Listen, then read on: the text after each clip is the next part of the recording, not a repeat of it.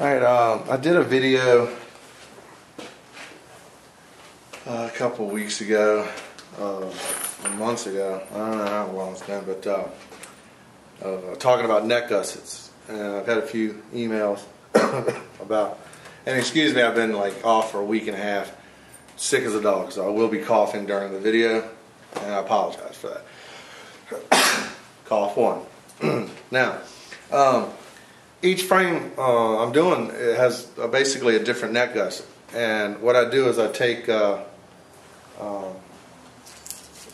this paper like this, and I cut the paper to fit the frame to make a diagram, and then I take the diagram, transfer it to a piece of steel, and then cut the steel out and clean the steel to fit the frame nice and tight.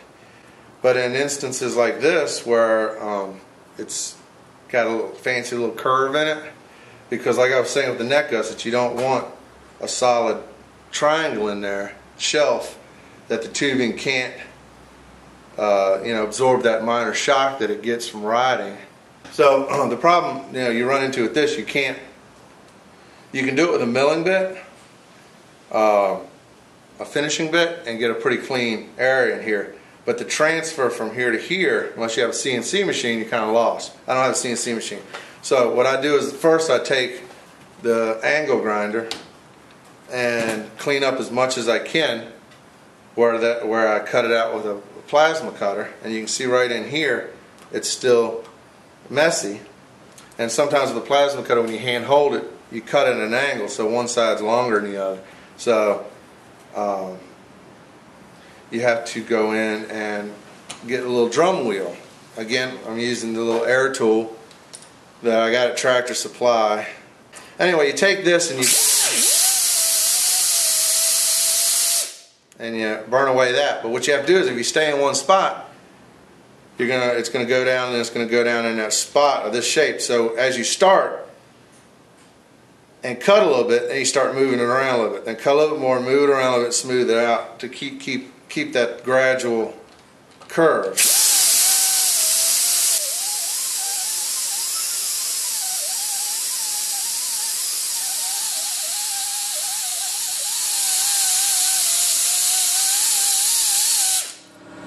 And I just about got it. There's an itty bitty little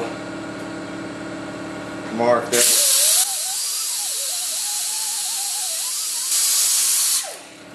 Okay. Now it's smooth as glass and no imperfections. And you can come along and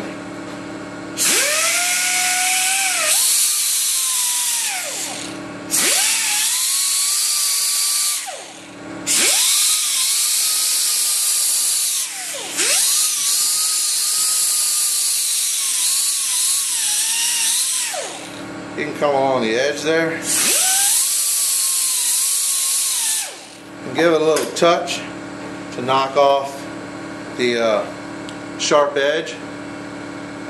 Not necessarily round it off, but just knock it off, and then when you clean the outside, you won't have such a sharp edge, and you'll find that it's slightly easier to paint. But yeah, that looks good. And that's a neck gusset. And you see, I still have to clean off the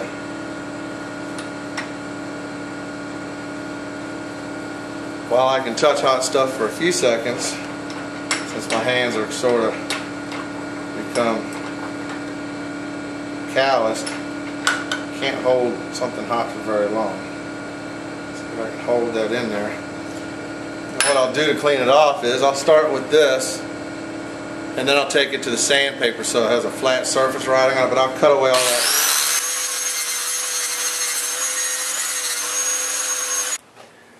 Okay, this is a Rockwell Delta, an older model,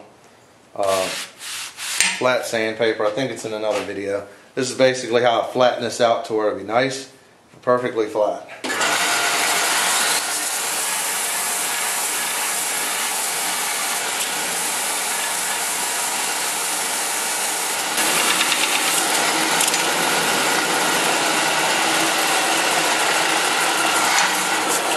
Then you get it flattened out, then you can weld it on the frame.